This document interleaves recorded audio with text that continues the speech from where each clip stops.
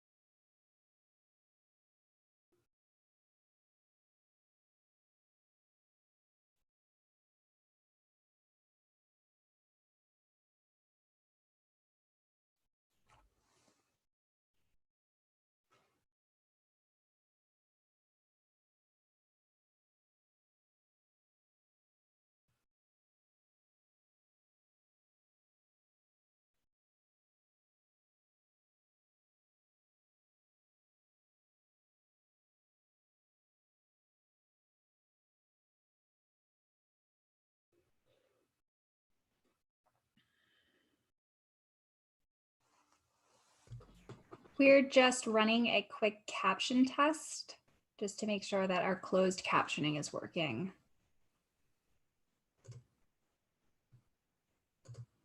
Looks good on my end, Elizabeth. Are you seeing that?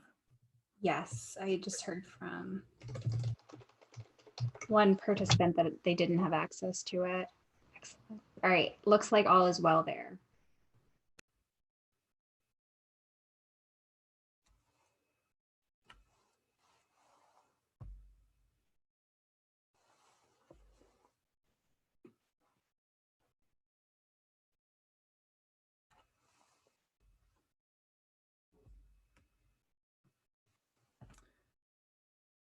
Okay, well, welcome everybody. It is 1:30 p.m. here on the East Coast. Good morning to our colleagues on the West Coast. A good early morning to our colleagues in Hawaii who are participating.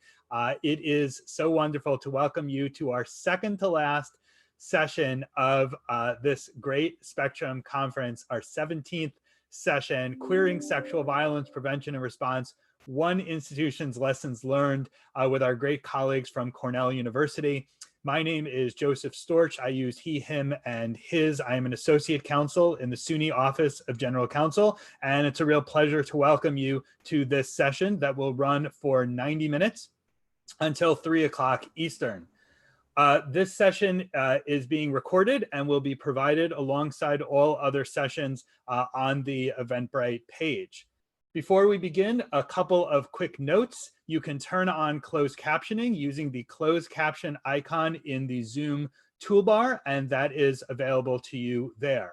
While we wish we could be together in person, we strongly encourage you to participate in a number of ways. You can use the Q&A button in the Zoom toolbar to ask questions for our presenters, and they may address those questions during their presentation or in Q&A time periods. You can also tweet or Instagram or Facebook, the Snapchat, or whatever you use at hashtag SUNY Spectrum and participate there. And we are choosing some of these great posts to put on our social media wall.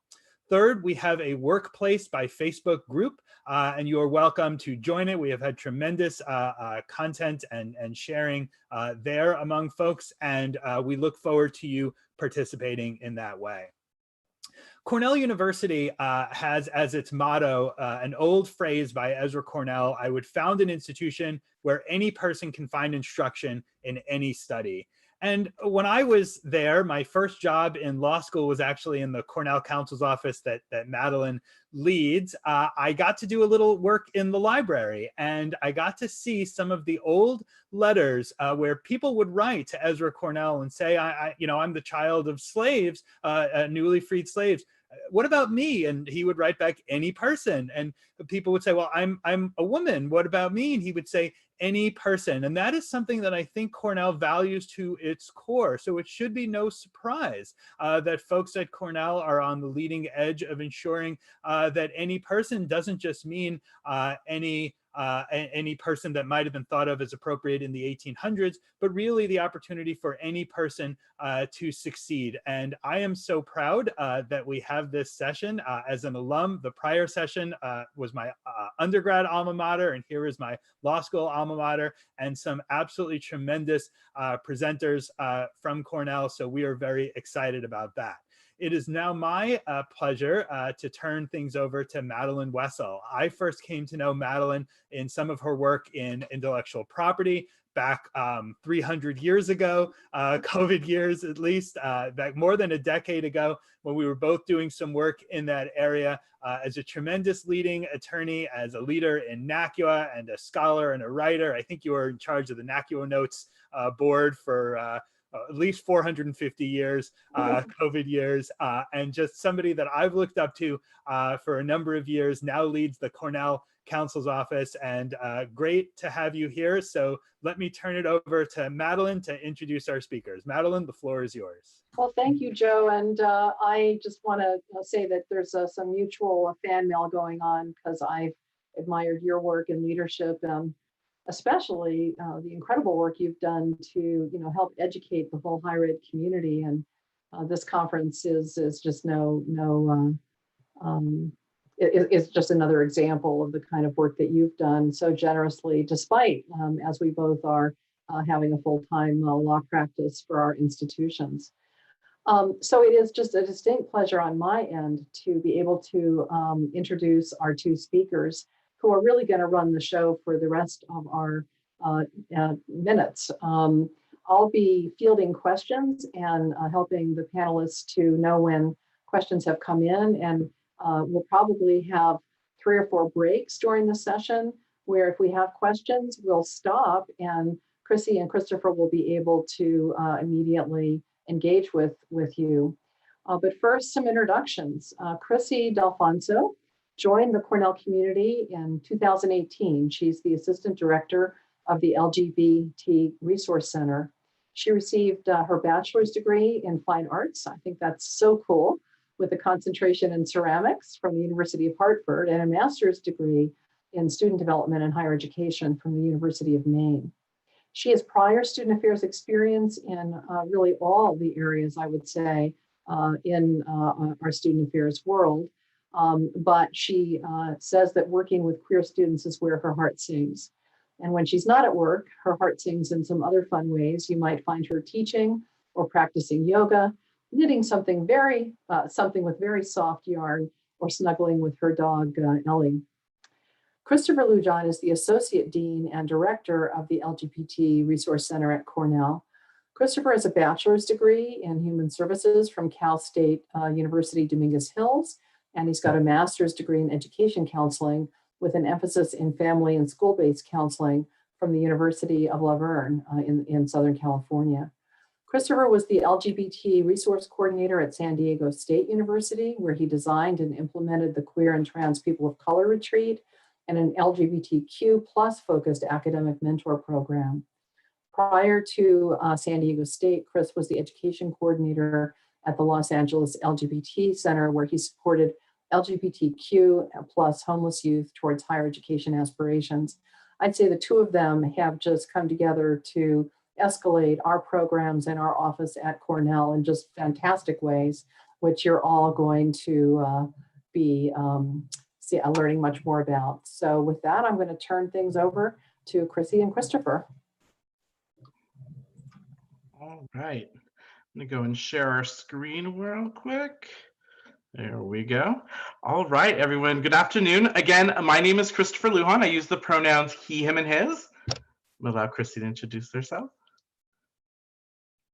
I'm going to remember to come off mute. Hi, everyone. My name is Chrissy. I use she, her, hers pronouns, and I am the Assistant Director in the Resource Center. Chrissy and I are just thrilled to have the platform today to talk a little bit about our programming built to address sexual violence prevention and response for queer students at Cornell today. We hope today you leave this presentation with a better understanding of topics we believe are important in confronting sexual violence in the queer community. We hope you get an overview of the training program that Chrissy created, used to address issues of sexual violence on our campus for queer students. And we hope you learn just a little bit about our successes and challenges, and how we've confronted them during the development and facilitation of our program. Today, we are going to start. Oops, there we go. We're going to start with a little grounding information, give you all a brief introduction into why these programs were a priority. We're going to hopefully build some understanding of our current campus and community resources, talk a little bit about how we address response to sexual violence in the queer community, specifically through my role as a victim advocate on campus. And then Chrissy will then share information about her process in developing our queer sexual violence prevention training, and dive into some of the important things we've learned from that facilitation process. So, some context and background, as you may have heard in our introduction of Chrissy and I. We both have experience working in queer resource centers prior to working at Cornell, and have worked closely on the topic of sexual violence. In the past, both Chrissy and I have worked for the university for about 2 years now, and we had the amazing opportunity to learn with each other and understand the needs of our students as we both kind of jumped into these roles around the same time. I think me and her had maybe had 2 or 3 months between us in getting hired at Cornell. So we kind of went through this whole process together. As we started thinking about priority conversations that needed to be developed in our space, we quickly started to hear and see in various ways why addressing sexual violence for queer students was such a priority. I know me personally, in my interview process at Cornell, students had prioritized this issue in their questions for me, and told me about their current climate of the institution, and how student groups were currently dealing with conflicts around sexual assault, and how that had really created a lot of divide and mistrust in queer spaces across campus. They felt that they didn't have the resources that helped them navigate this topic in a queer framework, and had been actually trying to do the work themselves. And they were really looking for new leadership of the LGBT Resource Center to kind of take on this work. So the students voiced a need, and the data backed up that need. So every 2 years, for the last several years, Cornell has done a pulse survey to ask questions and really kind of assess what's happening around sexual violence and response on our campus. And when we came in, the results from 2017 were the most recent, and then as we were going through this process of building this program, we got the results from the 2019 survey. And both years, the survey really reflected that our LGBTQ+ students were experiencing higher levels of sexual violence and assault. And so it was really important for us in the center to create something that was not only inclusive of queer students, but coming out of our center, queer-centered. There was a lot of existing programming on campus already. Christopher talked a little bit about our students, and there are a lot of student organizations doing really good work, as well as our partners in the Skorton Center for Health Initiatives. And Christopher will talk a little bit more about that program in a moment. And it's really good work. And a lot of it was queer inclusive, but it still really came from this cisgender heteronormative perspective. And we really wanted to make sure that we were creating a program that was centering the experiences and the voices of our queer students.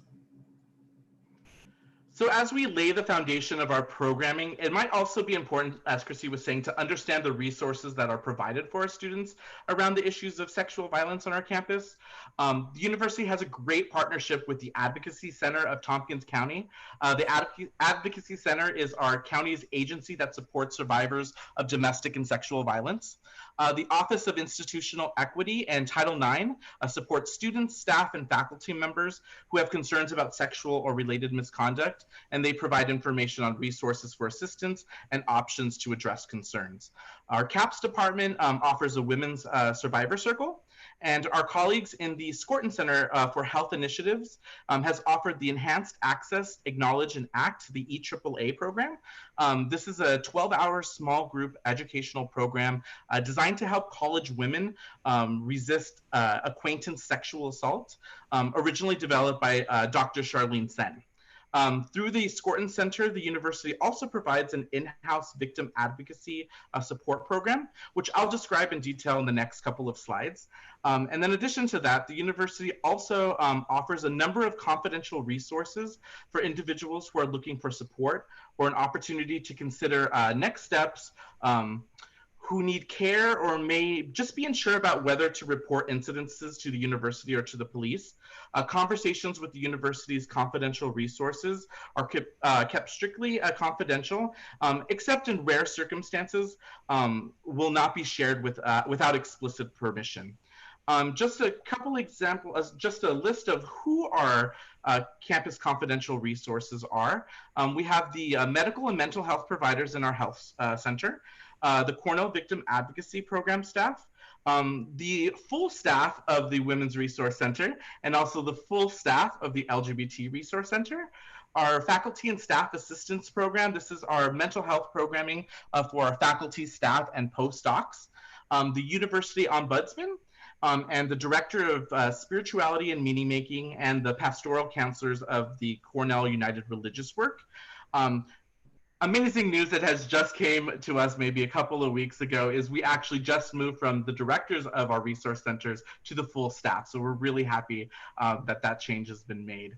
I want to stop now. We have the amazing opportunity that our council is actually on the Zoom call.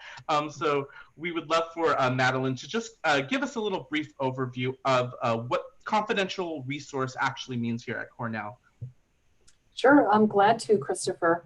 So the key point here is that this is a definition that we've embedded in our Title IX policy and program procedures. Many of you are familiar with the concept of mandatory reporting, which was initiated well over a decade ago as a general matter for institutions of higher education to have a pretty strong program that ensured that reports of sexual violence or harassment were not covered up, were not just heard and then stymied as far as the institution being in a position to review and investigate them properly from the federal regulatory perspective. But within that generalized expectation of mandatory reporting, there were also some exemptions that were permitted to institutions. And there's some policy choices that can be made at that institutional level as far as what entities or resources on campus are not mandatory reporters and thus are in a position to offer at least a general framework of confidentiality to victims or survivors of sexual violence or harassment. Cornell has taken, I would say, a reasonably generous, but certainly not overly generous approach to this. We've defined these really important offices where our community members can come and seek support and guidance and counsel. And that counsel will certainly often involve suggesting that people do report to our Title IX program so that an appropriate investigation can be undertaken of claims of misconduct. But we've included our LGBT Resource Center in that group of confidential resources quite intentionally. The only other thing I would say here is that it's important to differentiate a confidential resource, a resource that generally speaking can offer privacy from absolute promises of confidentiality. We certainly all face litigation, discovery, and other kinds of situations where we may involuntarily be subject to legal or judicial process that requires certain kinds of records to be disclosed. So we don't say that we are not subject to those proceedings, but we certainly commit that within our framework of Title IX, we have elevated this particular office and others to those confidential resources that really encourage counseling and supporting activities. So Christopher, is that kind of what you were looking for as far as the Cornell framework for this? Yes, that was great. Thank you so much, Madeline. Okay, good. Thanks. So one of the resources that we discussed, that I just discussed, was our Victim Advocacy program. As you can see, and Chrissy alluded to this a little bit, a lot of the LGBTQ, a lot of the resources felt really limited for our LGBTQ plus students. It was important for the university that there was a more visible presence for LGBTQ plus specific support. And I was grateful that the role of the LGBTQ plus director also has this dual role of being a victim advocate as well. Just some information about our victim advocacy program. We provide assistance to members of the Cornell community who are victims of harmful, threatening, or violent incidences, and advocate support individuals who have experienced things like sexual assault, potential violent relationships, stalking, harassment, physical assault, bias-related incidences, and hazing. In addition to that, Cornell's confidential victim advocates are trained staff members from both Cornell Health and also the LGBT Resource Center. And we currently have the director of the Women's Resource Center who's taking part in training to also be a victim advocate on campus. There's been a really strong push this last year to make sure that the victim advocate staff is a set of diverse individuals. So just even with me on the team, we now have a queer man of color in that space. We have a woman of color, and soon we'll have a queer woman in that space to be able to do the work as well. Just some of the things that the victim advocates provide for our students, faculty and staff. We provide personal support for an opportunity to talk about, just whatever may have happened or occurred. Information and answers to questions about options, resources, the reporting process at Cornell, or through a criminal investigation. Help thinking through and deciding on courses of action. We build connections with campus, community, and state resources for counseling, advising, and reporting. Again, we build connections with university offices when appropriate. Advocates can work with faculty and staff as well. And we also are liaisons to the reporting process for students, whether that is the criminal route or the Title IX route. The Victim Advocacy Program is free, and it's also part of the confidential resources. Just a little information that might be helpful about this program in the context of why we're here today. We tend to see an average of over 80 students each semester who come into our space. Something we've noticed since me coming on, there's been an increase in LGBTQ plus student interactions, which isn't a surprise with a queer person in that space, a visible queer person. We anticipated that there would be more engagement from the community. Out of the 18 individuals that I met last year, 14 identified within the LGBTQ plus community. Specifically, queer men and non-binary individuals seem to see a higher number in my interactions. Students frequently stated that it was easier to disclose to a queer person in a queer space. Again, no surprise there, right? One thing that was definitely noted was most of the cases and conversations I had in my victim advocacy role were support only or access to resources. Not a lot of reporting or transition into the reporting process. And there was just a lot of, I think some of the common things that came up was fear of further stigmatizing of the community, not wanting to out themselves or out others. And then just little faith in the reporting process and like fear of bias when it comes to either the Title IX process or the criminal process. I want to take a stop there. There was a lot of great information. We have some definite unique resources.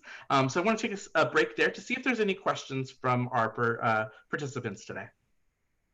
I haven't picked up any from the write-in tab, but we can also just pause for a moment to make sure that our community of listeners don't want to quickly bring an issue up that they'd like you to tackle while we have a quick, okay, we got one. Thank you, yay team. So what happens when a student makes a Title IX complaint from another student? So maybe I'm gonna interpret that, and then for our question sender, if I've done a bad job, correct me. I think the gist here is what happens if a student reports a Title IX offense, potentially an assault or harassment of another student, but that student who's experienced that misconduct is not coming forward at that time. Do you two want to tackle that question? Sure, and I think today we definitely want to talk about the support we give and the Title IX process and what that looks like in our roles as victim advocates. We're not the Title IX office, so I want to make sure that we're not tackling all Title IX questions today. But in that case, if a student reports another student experiencing sexual assault, that often does happen because we have a lot of student workers on campus, so resident hall, RAs, things of that sort. That often does happen because they are mandated reporters in their roles. The information will be given to the Title IX office, and then they will contact the student. And then again, that's when the student has the opportunity to decide if they want to go through the reporting process or not. And that's where the victim advocacy and the confidential resource folks on our team is just so important. It allows a space for these students to process what's right for them, and then to give them some actual information about like what the process may or may not look like, right? So thank you for that question. Yeah. We have a couple more questions. So the next one is, how do you promote your victim services to specific to the LGBTQIA community? So any presentation, any room, any meeting that I'm in, I always make it a point to make sure that my title is known and that victim advocacy role is displayed in some way. So you'll always hear me talking about that role for both students, faculty, and staff. The victim advocacy program is, of course, highlighted in our website and the Scorton Initiatives for Health website. We also, this is the beginning of the year where we get such great access to students. So we'll go into various spaces to talk about the work. One of the largest groups that we have the opportunity to talk to is our RAs in the residential halls. So we just finished having a conversation with them and just talking through the process and what we do. And then just trying to get our name in there as much as possible, not career fairs, just fairs, yeah. We've got another question, which is, how does Cornell track students to find out gender sexuality? I run a Center for Women, Gender, and Sexuality, and our admissions office does not ask those questions. I'll start and say that I don't think our admissions office asks those questions either, but there are other ways for students who want to self-identify to come forward. And I don't know if the two of you would like to comment further on how you see that unfolding on campus so that people can self-identify when they want to. Yeah, I think part of our job is advocating in various spaces to make sure intake forms into various offices are inclusive. So we have various partners who are tracking those things and hopefully providing us that information. One of the ways that we also get this information is through, and Christy will talk a little bit about this later, our pulse surveys. We get some good information on gender identity and sexual and romantic orientation through that as well. But like Madeline says, it's not anything we collect through like our admissions process. And the information that we gather through the pulse survey is all de-identified. And so it's really mostly us getting a stronger grasp of what our population looks like on campus. It's one of the only places that we actually have that data to be able to look at a sample population and say, oh, it's about this percentage of campus. I didn't realize that for probably about 1.5 years of working here. And when the second pulse survey came out while I was at Cornell, I was like, ooh, we can pull data from this. I'm so glad that we stopped because we have several more questions. One is a question that I'm really going to suggest we triage to Joe. This is a victim advocate at a SUNY school who's concerned that they've been advised that there can't be a designation as a confidential resource for folks in that cohort after a 2017 Dear Colleague letter. All of you, Joe Storch is really a national expert on Title IX, and he certainly is the go-to guy for the whole SUNY system. I think that's a question to either Joe, if you want to weigh in now, or just know that it's floating out there. The only other comment I would make is that, of course, Joe and my team at Cornell and many other lawyers are hacking through the 2,000 plus pages of the new Title IX regulations, which have also initiated some additional changes in these designation options. But Joe, would you like to make a comment? Yeah, and I guess I would say sort of briefly and generally, because we don't want to give, legal advice on these, is that, there was a certain interpretation of the Department of Education in a prior administration. That interpretation was withdrawn and changed in the current administration. And we also saw different interpretations on the Clery side after the passage of the Violence Against Women Act and the issue of the new handbook. So I would recommend that folks who are working in that space connect with campus counsel, whether they're at a public or private college, and make sure that they have that conversation and understand. And certainly if they're working for an outside advocacy organization, connect with counsel, or there might be a state, agency that works on that, to be sure that before they offer a student something that they refer to as confidentiality, that's something that they have the authorization under the law and under whatever the available policy to do. So I'll sort of pause there. I think that's perfect. And Joe's point is one that I can only echo as well, that, we attorneys on this in this session can't offer formal legal advice to such a broad and diverse bunch of listeners. You really need to go back to your own campus counsel or outside counsel to resolve those kinds of questions.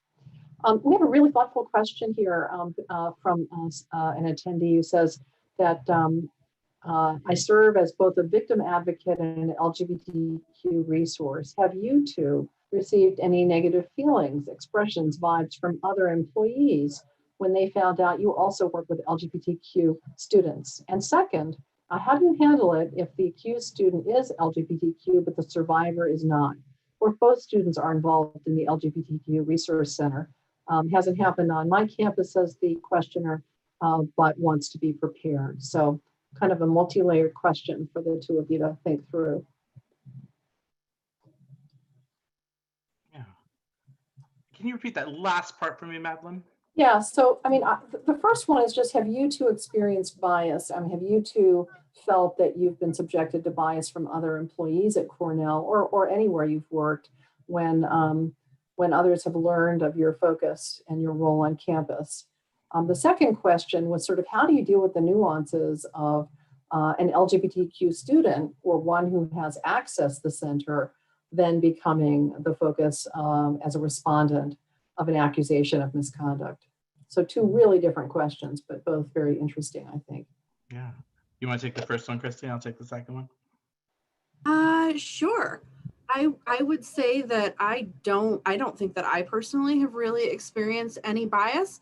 Most of the folks that we talk to at Cornell, where we let folks know where we're coming from, are really supportive. They're really excited that we have a resource center, that we have those supports for students. It's been a really positive experience for me. I don't know if you have any other experiences, Christopher. No, I think I kind of feel the same way. I think I feel pretty supported and haven't really experienced that at Cornell. And that seems really ideal. And, that's my experience right now, right? But yeah, I think to the second question, it becomes really tricky in this role of victim advocate and also confidential resource in the resource center, right? Essentially, it may become two different roles, right? When you're in one role, supporting the survivor, right? And in the other role, kind of open for interpretation to who you're interacting with, right? This could be the respondent, this could be the complainant. So a lot of what I do in my intake or process or initial conversation is I stop to acknowledge my role in the moment, right?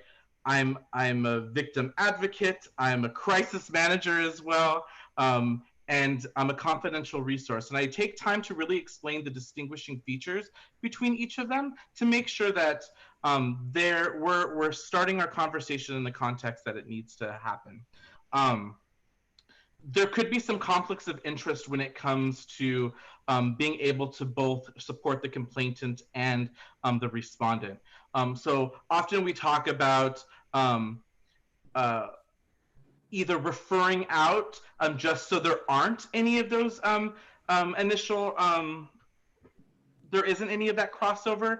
And what's amazing now, and what Chrissy and I are going to be able to do, is I'm also going to be able to refer a student who's maybe the respondent in a case to Chrissy to have those conversations and to support, just in case I do take on the complainant in the conversation, right? So we have, and I recognize that that is not the case for most people and most universities and most resource centers, but that's going forward, I think, kind of how we're going to work through that. If not, I know the other confidential resources on campus and have some really good relationships and understanding of who I trust to be able to do a soft handoff of that student if needed, right? If we know that student is just coming in for support and there's not really a Title IX investigation or criminal investigation, then I may just take on that role and have that conversation and build that relationship with that student. I hope that answered that question. Well, the last question from our attendees, Chrissy and Christopher, is whether, and you may not have an answer to this yet, we're all, I think, still in the very much processing stage of the new Title IX regs, but do you anticipate as advocates that your ability and role in assisting survivors or complainants will change based on the new regulations, or have we not entirely figured all of that out? I think there's still a lot of growing, still a lot of learning. It's a long document that we still have to kind of look through and figure out. I think we're hoping to, again, get some great suggestions and information back from our own council. But I think that's something we're still looking at right now. We know the positives that have come out of this so far is that we now have the ability, specifically in our office, for our full staff to be a confidential resource. But I think that's something we're still working through right now. I imagine the whole process of liaisoning the student through the Title IX process is going to look very different with things like cross-examination. We're going to have to figure out how we're supporting students in those types of situations for sure. Yeah. There was a question that I think was a little bit also a statement of an expectation, which is, are you two really careful about explaining the limits of confidentiality when you outline yourselves as resources in that space for students who come into the center? Absolutely. I think that's such an important piece to the initial conversation. It's something we always want to make sure is part of that first initial conversation, and to continue to make sure that they understand that through the process of engaging with us, even after that first initial meeting. So absolutely, yeah. We want to make sure we're as transparent as possible with our students regarding confidentiality. And the last question is one that actually I might tackle just because I work so much on these issues within our office. It said, it sounds like you have numerous advocates available for complainants. Who serves as advocates for respondents to balance Title IX expectations? The answer to that question is that the Cornell Law School has long had a program of judicial code counselors, and these law students who get a lot of training are actually there for all respondents, students who are charged under any aspect of our conduct system. And that includes students who are charged with what at Cornell is policy 6.4, which is our policy that covers sexual violence and harassment and misconduct, i.e. our Title IX policy. So students who are accused have access to this pool of trained advocates out of law school, and they are available to them. So. All right, I think that's it for our questions, and that was a great break. And audience, thank you for shooting your questions in. We'll move on to the next section. Fantastic. So we talked a lot about our Victim Advocate program and a lot of the other response resources and the confidential resources that we have. And we are so lucky to have queer specific resources. And we really, like Christopher said, even when he's not in the room, when I'm presenting by myself, I'm still making sure that people know that he's a victim advocate because we're so excited that we have that capability. But the thing is that all of those programs are really response-based. So they're designed to support students after they have experienced sexual assault or violence. And so it was also important to us to really focus on some of the prevention work as well. So we really kind of went in to, can we stay on key partnerships for 1 second, Christopher? Thank you. We went into this with this idea that obviously we're still going to include resources and response because we want to make sure that students are equipped with as much information as possible, but we were really focusing a lot as well on this prevention aspect. So we had quite a few key partnerships in the development of this program, especially if the top three, our staff colleagues at the Scorton Center who were working on the EAAA program, our staff colleagues in the Resource Center, the Women's Resource Center, and then the Advocacy Center of Tompkins County has some educational folks who work closely with the higher education institutions in town. And so as I was developing this program, I was really working closely with partners from each of those three offices to kind of review our material and give us a lot of feedback to try and make it as strong a program as possible. And I would be completely remiss if I were to talk about this program without giving a huge amount of credit to our student interns. We had 2 student interns, 2 consecutive years, who partnered with me really closely. This program is their baby as much as it is mine. Bree Sagano actually really created most of the outline of this program, and then we went in and edited it together. And then one of our current interns, Nara Becerra Gustasi, has been co-facilitating this with me, as well as helping. We'll talk a little bit later about some of the challenges and the changes that we're making. And he's actually working very closely with me on the facilitation and the edits that we'll be making to the program. So the program itself has been designed as a 6-hour program, so 2 3-hour sessions. And we asked students to sign up for both of them consecutively. So when you signed up for the QSVP program, you signed up for 2 sessions in a row so that folks were going through as a cohort. It was all in person, and it was really focused specifically on queer students. So we were advertising this for queer students by the Queer Resource Center, really having this LGBTQ plus center on it. And so we set up some assessment. After we piloted the program the first time, we've created pre and post tests that are self-reported based on our intended learning outcomes. And they're a little bit long, so I'm actually going to drop a Google document in the chat if anyone is interested in taking a look at our 12 learning objectives, as well as some of the content areas that I'll be talking about today. If it loads, here we go. So that'll be in the chat right here. And so really, ideally, we are taking, the content is all kind of built around these learning outcomes. And then the questions for the pre and post tests are centered around these learning outcomes. So essentially, we're asking students as they come in, how knowledgeable and prepared do you feel about each of these learning outcomes? And then at the end, we're asking them, how knowledgeable and prepared do you feel after having gone through this program? Unfortunately, we don't have a lot of reportable data because of really small sample sizes. We'll talk about that a little bit more in some of the challenges, but eventually we have this kind of assessment system set up that will really be able to start to gauge some of the efficacy of the program. So now is when we get into the nitty-gritty of the program itself. So overall, it was really important for us to create a program that honors the lived experiences of participants as well. We knew that it was really likely that we might have students who've already experienced sexual assault or relationship violence. And we really wanted to make sure that we were holding that in the language, the way that we talked about language, content warnings, offering support, and centering their experiences so that it was really a place where they weren't going to feel any sense of guilt or blame if they hadn't maybe used these techniques and had experienced sexual assault or violence. We wanted to make sure that it was really coming from a place of, we're giving you tools right now in a really calm setting to potentially use for the future.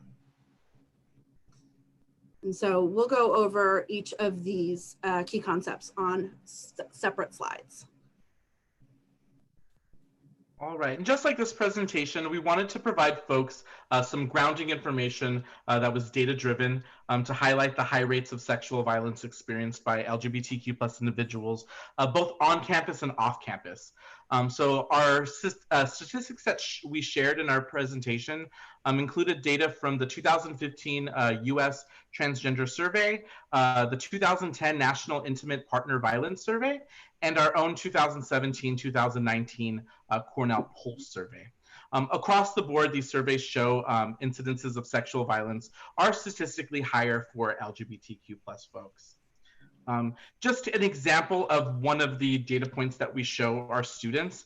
So in this one, the first one shows 83.1% of TGQN students reported sexual and gender-based harassment. That's compared to 50% of overall, the overall students on campus. And just for some context, TGQN identifies agender, androgyny, demigender, genderqueer, gender fluid, questioning, unsure, trans men, trans women, and other gender identities. In this second graph, we show 65.1% of LGBTQN students reported sexual and gender-based harassment, compared to 47.3% of heterosexual peers on campus. And again, LGBTQN includes asexual, bisexual, gay, lesbian, pan, queer, and questioning or unsure, and other sexual and romantic orientations. And then finally, just another example of some data points we show them. 18.9% of TGQN students reported experiencing non-consensual contact by physical force or incapacitation since they first got to Cornell, compared to 13% overall. And then 23.6% of LGBTQN students reported experiencing non-consensual contact by physical force or incapacitation since they first got at Cornell, compared to 11% overall.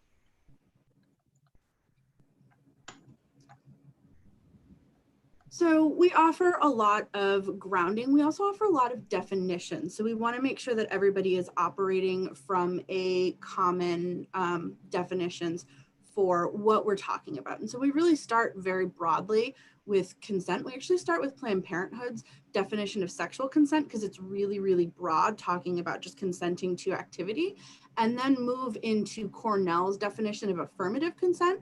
And we really try and make sure that we're pointing out Cornell definitions as fall under policy 6.4, which is our policy around Title IX, because those are actually what's enforceable on campus. And so we want students to really have a strong understanding of the language that we're using on campus and how that's enforceable, but then also having the conversation about some things may not fall into those definitions. And so they may not be enforceable through Title IX, but that doesn't mean that they're okay.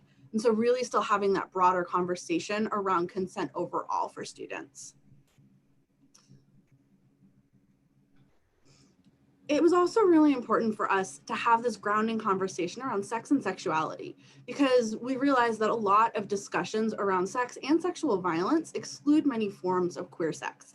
And so that can make it difficult to kind of, for some people to wrap their head around queer experiences that are non-consensual truly being viewed through that lens, because they're not viewed through this really narrow cisgender heteronormative definition of sex. And so this portion is really designed to be a more interactive part.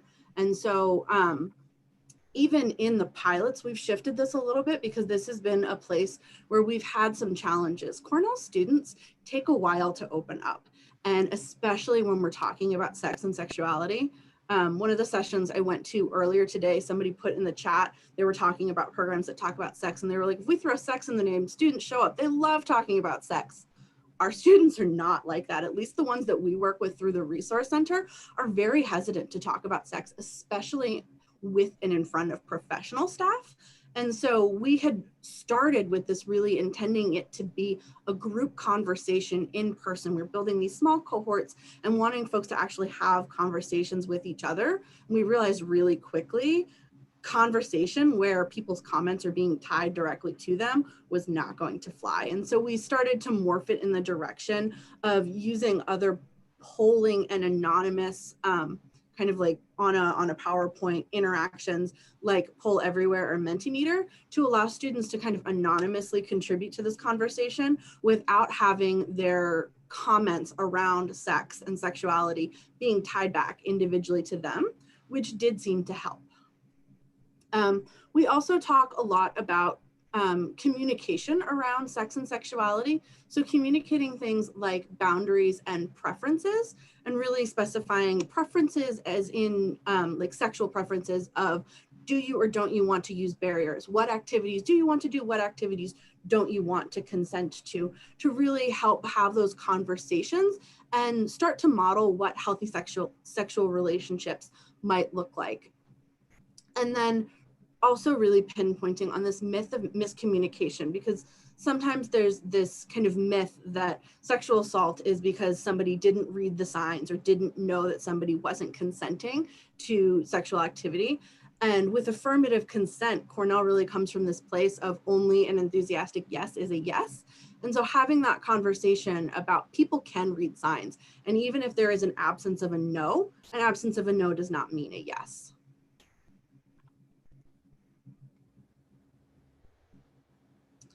So we also talk about explanatory factors, and this was another one where we get very interactive. And so we show all of these data points that show that incidences of sexual violence are much higher in the LGBTQ plus community, both on our campus and nationally.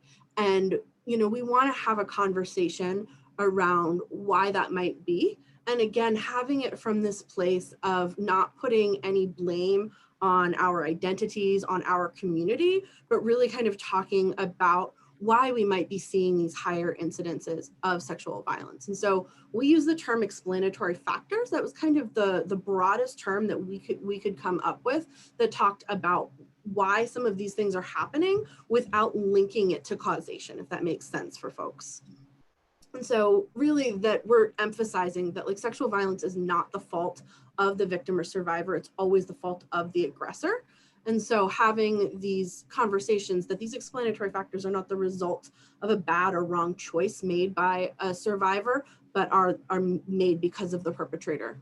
And we really talk about potential behaviors and attitudes of perpetrators and the ways that they can use power dynamics and relationships around queerness to really leverage that power. And so talking about things like power and control around folks who have closeted identities, identity-based coercion, the idea that power imbalances don't exist between two people of the same gender. And this activity really leads to some rich conversation talking about what some of the explanatory factors are, which helps lay some groundwork for us to have conversations later on in the training about being able to kind of push back on some of these factors to maybe start to create safer environments.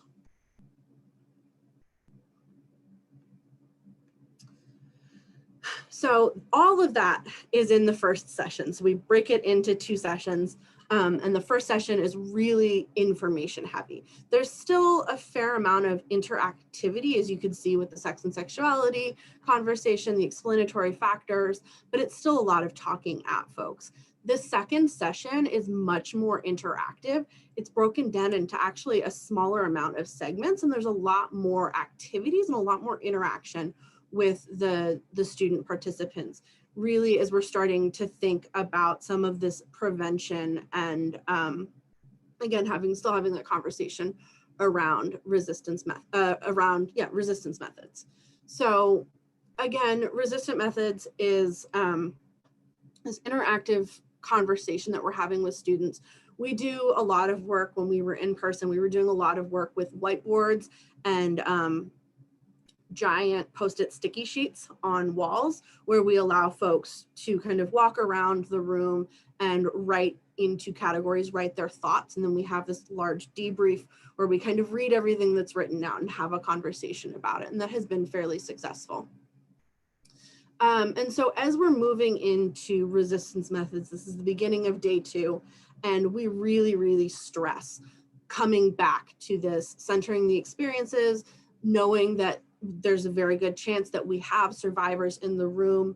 And so acknowledging that some folks may have already experienced sexual violence and that we're not teaching any methods as this is the only way to do it, this is the right way to do it. If you didn't use this method, it's your fault. Really stepping away from that narrative and stepping into, we know that there's no way to fully 100% equip someone, but we're trying to help students create this toolkit that they can use. And they're creating the toolkit in a calm setting where they aren't in fight or flight mode. They're not in fight, flight, freeze, or fawn. We really use that 4-part kind of framework to talk about the responses that people have in the moment. And so this training is happening outside of that framework so that students have a different kind of mindset, are a little bit calmer, or able to more rationally think through things than you can in the moment when your body goes into that fight, flight, freeze, or fawn.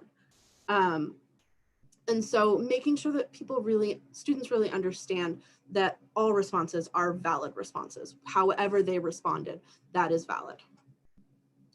And so really we talk about, it's a group brainstorm, again, having these conversations about various resistance methods and comparing that to some of the research that's been done about what is effective and having that conversation.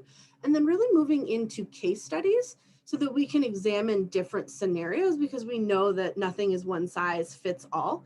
And so thinking through in this scenario where your brain, again, isn't in that fight or flight mode, but you're in this setting where you can kind of think through steps, what might the person who's in this case study do? And then thinking through some of the obstacles that might be present. The research kind of reflects that a lot of folks feel a barrier for physical resistance of actually causing any harm to an aggressor. And so talking through what any obstacles to resistance might be to, again, help folks feel more comfortable in that safe setting before moving out into the real world.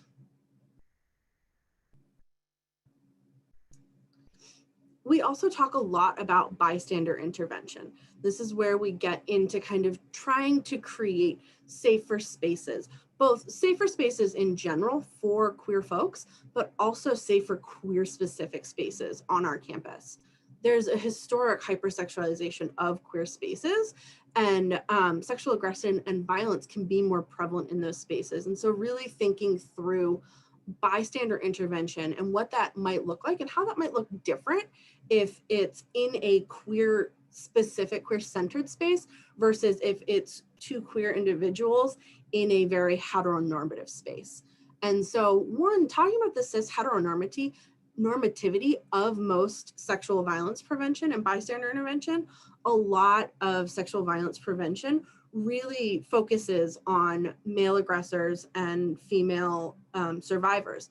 And there's a good reason for that. The data backs that up, that statistically that happens far more likely, but that is also, it can put blinders on our experience if we're only looking at, through that narrow cis heteronormative. It's a hard word to say on a Friday. If we're only looking through that narrow lens, it can make it harder to recognize sexual violence that might be happening outside of that really narrow lens. And then talking about safety. So both safety for the bystander themselves, and then also the safety of, especially if we're in a more heteronormative space, the safety of possibly outing someone if a bystander is to step in. And so again, this one's very case study heavy. We have several case studies that we work through in the group to talk through, again, what obstacles might there be? What things do we need to take into consideration? Trying to think through a lot of these options, again, during the training to provide that toolkit for the real world.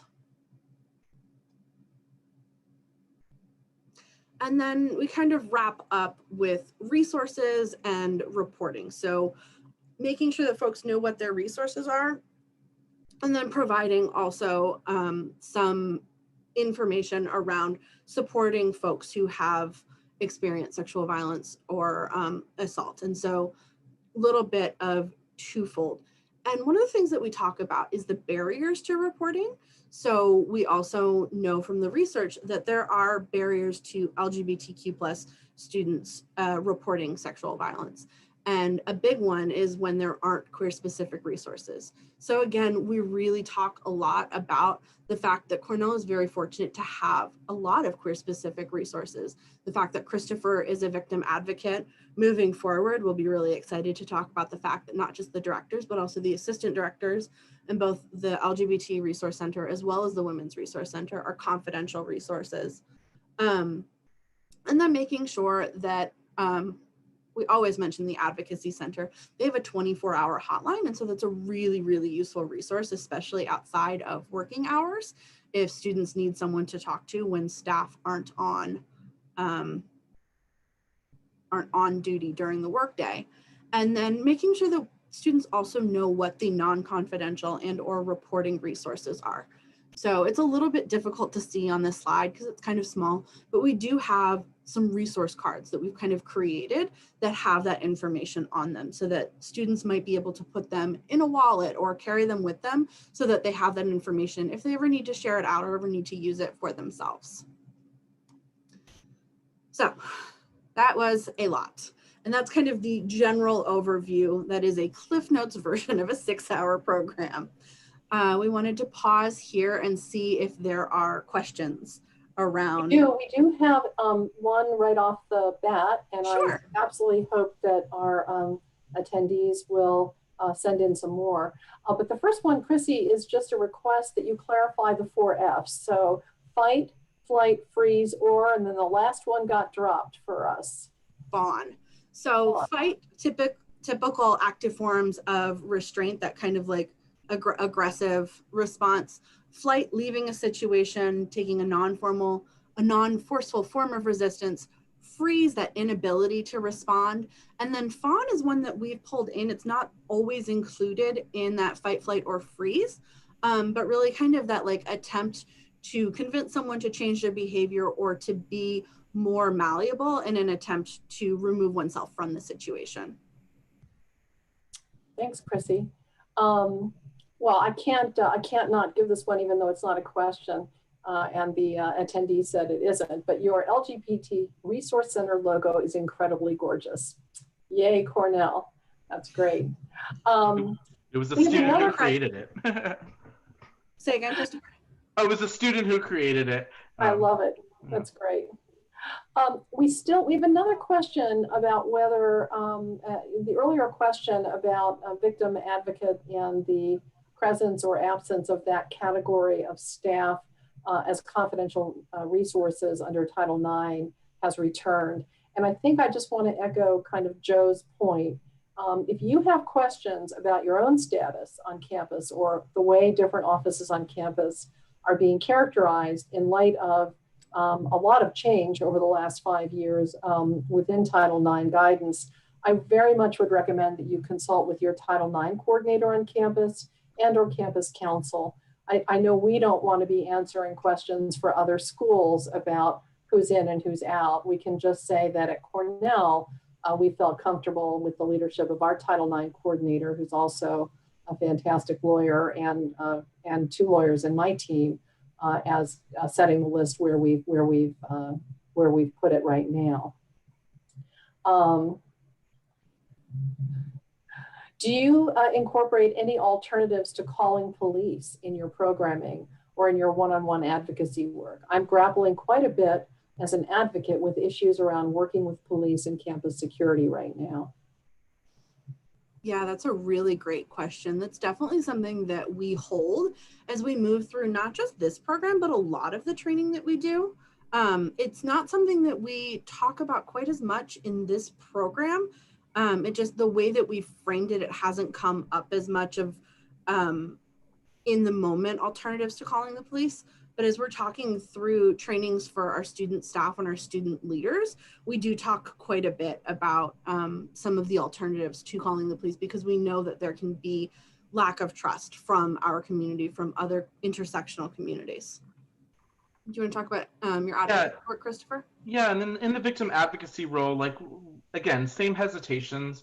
I think something we also do is talk about comfort level in maybe me as a victim advocate advocating for them in a sense where we're keeping their names anonymous, but still making sure that folks know that this is going on, right? So if we know that sexual assault is happening in a certain place, making sure that the police are still aware of that information without having to out the student and without them having to give their name. So sometimes that feels like enough for some folks, right?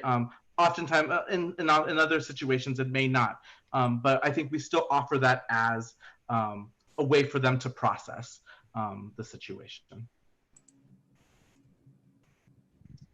I don't think we have any additional questions unless someone wants to quickly drop one in which case you two can head on to what we've learned and how we've adapted. All right, so now's the fun part where we talk about the challenges we've encountered and how we're trying to confront them, make changes, move forward. So one of our biggest challenges has been low student engagement. So we heard from a lot of people that this was really necessary programming. As Christopher came in, right off the bat, we were hearing, we see from our numbers that it's important. And when we talk to students about the program, they're really excited. They tell us it's important. They're like, we're so glad you're doing this. And then when it comes time for people to sign up, it's crickets. We cannot get students to engage. And we think that at least a significant portion of that is that we've created such a narrow focus of an audience for the training that we're really only encouraging LGBTQ plus identified students to participate, which really narrows our student population. Because when we look at the data from the Pulse survey, which I don't have pulled up, so I can't cite specifically, Christopher, if you have it, feel free to correct me. It's somewhere in the range, I think, of like 10%, which, you know, drastically goes from like, we have thousands and thousands of undergraduate students on our campus, and then it shrinks down to 10% of that. We're already creating this much smaller pool of students to draw from. And then we've heard from students that the way that it's set up, the time commitment that we're asking of, and the chunks of time that we're asking students to commit to is really difficult. Cornell students are notoriously overcommitted. And so asking them to be able to commit 3 hours of time at a time more than once and in a consecutive manner is a barrier to getting their engagement. So that's one of the things that we're really holding very much top of mind as we're making changes to this program. Another thing is that most presenters are mandatory reporters. And so this has shifted a little bit. Like Christopher said at the beginning, with the new Title IX guidance, just in the last couple of weeks, I have been added as a confidential resource. And so that really does shift the content of the program, because it was difficult for us to have conversations and really be able to honor the experiences of students while also saying, we need you to not share any specific details if you don't want them to need to be reported to Title IX, because of that can really create a chilly climate to be having these conversations. And we did try and work with that. Like I said, we have a really great partnership with the Advocacy Center, and they have that 24-hour hotline. And so we did actually work with them on, sorry, completely pausing. We did actually work with them to let them know, hey, we'll be presenting the program this date at this time. Can you make sure that whoever is staffing the hotline at that time is just kind of prepared in the mindset to handle if any of our students need to step out and talk to a confidential resource, that they're able to do that. Christine, I've got a quick question from the crowd just on your low student engagement comment. The question was when you're referring to low numbers, is that referring to low turnout sign-up numbers, or that the students who do attend are not engaged with the material? So a little bit of clarification about that component. Definitely. When I say low student engagement, I'm talking more about low numbers, students signing up. We get fairly good engagement once folks are there. I think I did talk a little bit, and I'm actually in the next bullet point going to talk a little bit about the places where students were reluctant to open up. That a big portion of it was just we couldn't get the numbers of students to connect, to come to the program, to actually make it more interactive. So the one time that we actually had a decent size of students, we asked our student leaders to participate in a pilot, really with this intention of allowing them to provide us feedback. And they provided some really valuable feedback. And that was one of the places where we did start to shift the conversation around sex and sexuality, because we heard from students that that wasn't a terribly comfortable place to have that conversation. But then after that, we were only able to get small handfuls of students, 2, 3, to sign up at a time. And the way that we had designed the program, it was really intended to be this conversation that the student participants were putting a lot into the conversation, and we're having a lot of conversation with each other. And when the numbers are so small, it just asks for so much engagement from students that it can make it really difficult. It's a great question.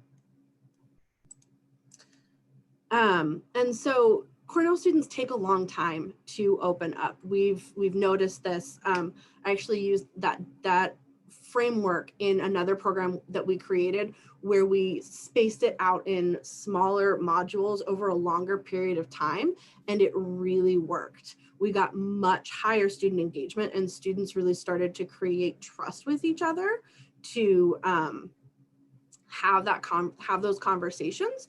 And so we know that Cornell students have a hard time, take a longer time to open up. And then our student leaders, our student facilitators really did help clarify that having that conversation around sex and sexuality, having those comments connected to the individual student was really uncomfortable, especially around in front of or with professional staff, because students want to maintain that professional relationship with professional staff, and that it was sometimes difficult to, in one setting, have that conversation, be very open and vulnerable, and then step into another setting where they're trying to interact with that staff member in a more professional manner, kind of knowing in the back of their mind they'd already had this conversation, which is where we were moving in this direction of starting to step back from those verbal conversations and moving it a little bit more online. So some of the changes that we're making.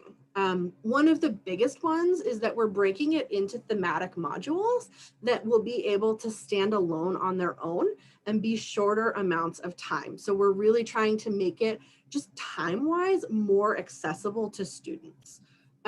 Because one of the biggest things that we're noticing is that asking students to sign up for 2 3-hour sessions in a row is just not going to work on our campus.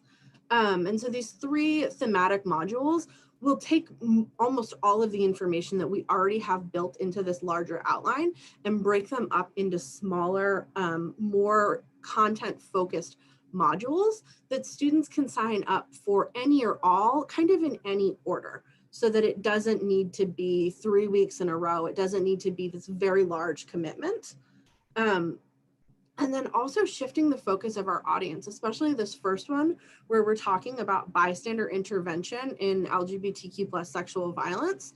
We know that that's a conversation that doesn't just need to happen for LGBTQ+ students, that also needs to happen for cisgender and heterosexual students across campus.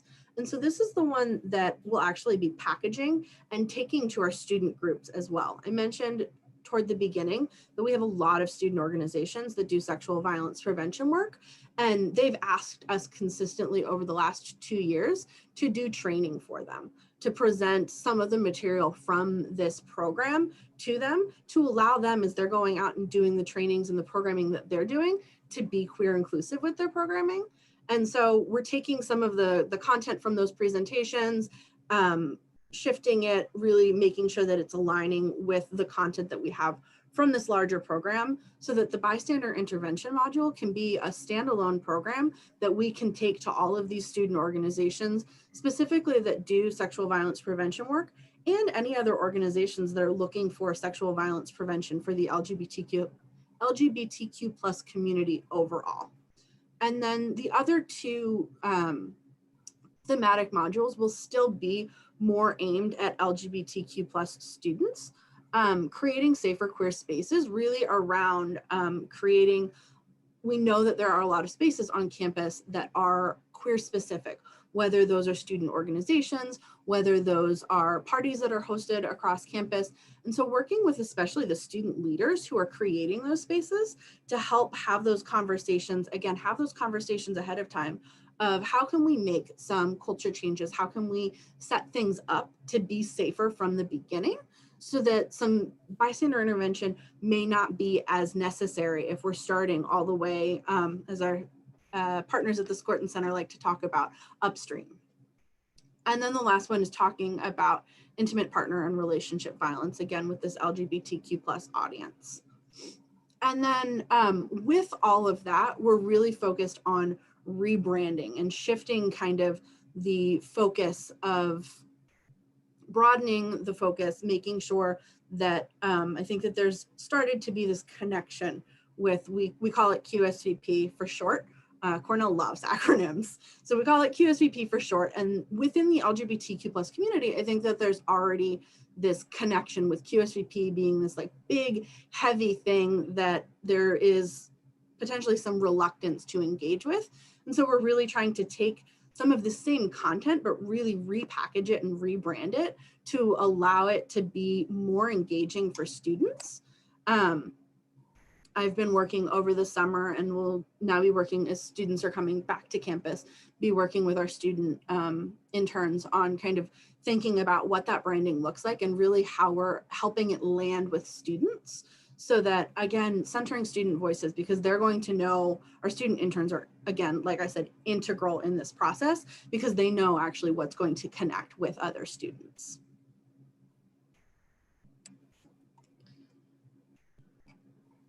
So again, lots of information. Do we have other questions from attendees? In addition to questions, I think something that's also really important for Christy and I to get out of this this presentation is also just some feedback, or also some information about like what you're doing on campus as well, and like what works. And that's also really great information for Christy and I to take out of this presentation as well. We don't at this point have additional questions, team, but I'm monitoring closely, and I'll definitely grab them for you if any come in.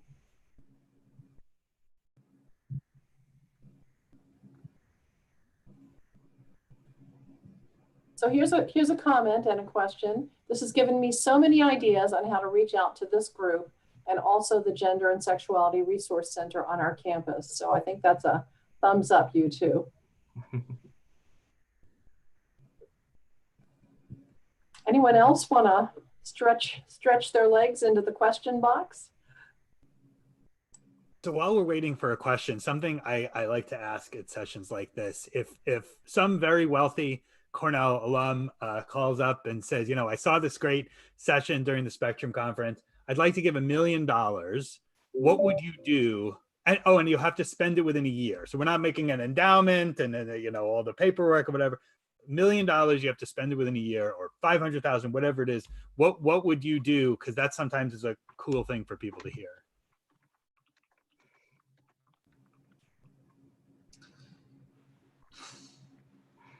I haven't even like thought about what we could do with $1 million. I think one of the things that I would take from the earlier presentation today, they were talking about being more queer inclusive in sexual violence prevention. There were some really great conversations going on in the chat about swag. The Advocacy Center has these really awesome little lip balms that say, I mustache you for consent. And I would love for us to do kind of more branded swag around that. That does seem to be something that lands with students. I know that we're not going to get anywhere near $1 million in swag, but that's one starting point. I'm looking at my phone. I do want to give a shout out. One of our student interns who helped me develop this program is on the call today. She was one of the folks that asked us a question. So I sent a text to be like, oh my gosh, is that you? So just big shout out to Bree Sugano, who's on the call today and was integral in creating this program. Thank you. And I think that goes along really well with my answer to your question, Joseph. I think our student interns and just the feedback of others creating this program has been just so important to like what we do. So being able to have the staff support to really help develop this. It's great to have Chrissy and I, but it's great to have more staff in this space to be able to focus and develop this topic. So I'd use some of that money for some additional staffing. I got that sounds very directory. First of all, we have some fan mail. This was great. If we could duplicate you two, both of you, and bring them to my campus, I would. So that's super great, thumbs up. And here's a question. Do you collaborate with local and community-based LGBTQ centers to help students transition into the community-based programming after graduation? That's a fantastic question. Great question. Yeah, and I think a couple of things, context of like where we're at in Ithaca. The closest resource centers I think we have are Cortland and Syracuse, I believe. So integrating back into the community, a lot of our students aren't necessarily going back to those specific places. And I think where there is opportunity might be like New York City based or spaces, because I know a lot of students go there. I think this is one of the areas of growth. Chrissy and I, again, we've been here for two years. So we're also looking for additional opportunities in how we're connecting with our surrounding community. And I think that's something where there's an area of growth and definitely an interest on both our part to connect with some of those local spaces. So Cortland and Syracuse. We do have some partnerships with some of the other LGBTQ plus serving organizations. So there isn't necessarily a center, but there are some kind of affinity groups. And then there's also the resource center at Ithaca College, which is right down the street from us. And we worked with them over the summer. With everything being virtual, we really wanted to try and bring folks together in a virtual setting. And so we worked with the Ithaca LGBT Resource Center, as well as Finger Lakes Pulse and some of our graduate student organizations and some other groups across town to create this central calendar that we called Ithaca Pride. And we had things that were happening from all of these organizations in one central location so that we could be sharing content and really sharing community across Ithaca, which was pretty cool. We got a great question, really hitting on a topic that you guys haven't touched on, and I think it's really important. The question is, are you doing any programming advocacy around cybersexual harassment and stalking right now with so much communication happening online? That is an excellent question. I don't think that we've really done anything specifically with that. We've been doing a lot of online programming, but I don't think that we've specifically talked about that content. Yeah, and part of this like rebranding, growing this program is also thinking about how we're doing that virtually, right? So that may include some of these additional comments into the content. Right now, we're back in a little bit of a like development mode when it comes to this training program. So those are the questions that we really appreciate because it helps us think about how we can continue to grow this process. And you're right, like that's definitely going to be an important topic that we may want to cover in the future for sure. You know, I would just say as a lawyer that this space is one of the most troubling that I'm seeing right now, the sort of growth and the impact of cyber stalking. It doesn't have to be sexual harassment, but the ways in which, you know, our students who are absolutely born digital, unlike old people like me, are using sometimes social media and other resources in ways that are at times profoundly harmful and targeting of other students. I see students playing in this space, and before you know it, they're engaged in some, pretty problematic and harmful behavior. I think sometimes unwittingly, sometimes quite intentionally, but I think this is an area that higher ed just is going to have to tackle more and more. And again, not only in this particular space, but certainly here as well. I don't know, Joe, do you have an observation on that as another lawyer? I would absolutely echo everything you've said. And the even bigger challenge is that there are free and easily accessible tools this isn't just somebody figuring out how to use, I don't know, Hotmail or Gmail or AOL to stalk, or they actually have to figure out someone else's password or steal their password. There are tools, masking tools and other tools, which are branded as tools for stalking. And for those of us who went to college in a different era, it's really, some of them are shocking in their brazenness, and that is a huge challenge. And the only other thing I would add to your comment is, whenever we catch up to what the students are using, they're three additional steps down the road. So we catch up. Oh, hey, they're all using iFake text messages to create fake text message conversations. Now they're using something. So we feel good that we figured out that thing, and now they're onto something else. It's tremendously troubling. I think it's additionally isolating for students. I think many of our students, especially students from marginalized sexual and gender identities, are often finding themselves alone, often, not always, but are often finding themselves alone, are often finding themselves without maybe the family and communal structure that many other students have. So when these things occur and you don't have the backing of that family and community structure, and we heard from our president's panel earlier in the week, they said some of our students say that their family, where they have the support, is on the campus. When they go home, that's where they have the least support because of differences in views with family members. So I think we're actually in for a very troubling semester, and I commend everyone who's working really hard on this to support our students. Yeah, we have a comment here that from one of our attendees saying, we amended our code of conduct to cover outing over the summer and are already working on cases related to that and ableist cyberbullying. It's disappointing, but not surprising. So I think you're right, Joe. We can implement changes and strategies, but there's always going to be 4 steps ahead of us. Yeah.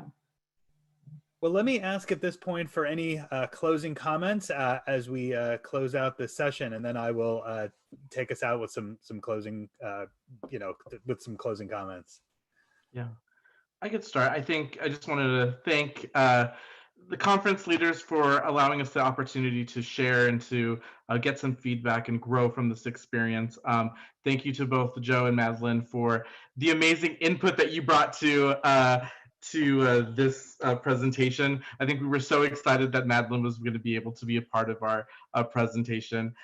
So thank you just so much to both of you, and to the rest of the folks who had such a big part in putting this presentation together. And I would really just add thank you to all of the participants who raised really insightful questions, shared amazing things that are happening on their campuses, and just we're here and present. We are so grateful and fortunate to be able to be in community and have conferences like this one to have these conversations. We didn't mention this, but our email addresses are on the screen right now. We'd love for you to continue to ask us questions, continue to provide us feedback, continue to tell us what amazing is going on your campuses. So please feel free to reach out to us if you'd like. I'll just say a quick thank you to Joe for inviting me to join this panel, which let me discover 2 brilliant minds on our campus doing such great work. And it's really been a pleasure to be a little part of this session. Thank you. Well, I want to thank the three of you, and I want to thank all of your colleagues at Cornell. What a pleasure it's been for this, our 17th of 18 sessions that we're having at our SUNY Spectrum conference this week. I also want to give a special shout out to our director, Elizabeth Brady, who is actually taking some courses at Cornell. So I look forward to when she and I can both root for the Big Red together, and just how proud we are of that and the tremendous work she has done to put this conference together, and that the whole team has done.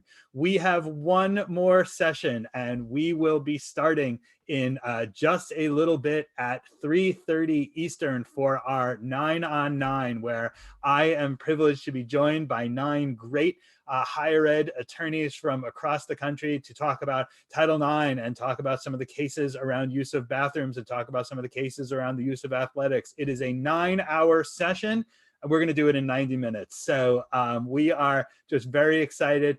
Thank you to our Cornell colleagues, and we will see you all back here about a half an hour from now. Take care, everyone.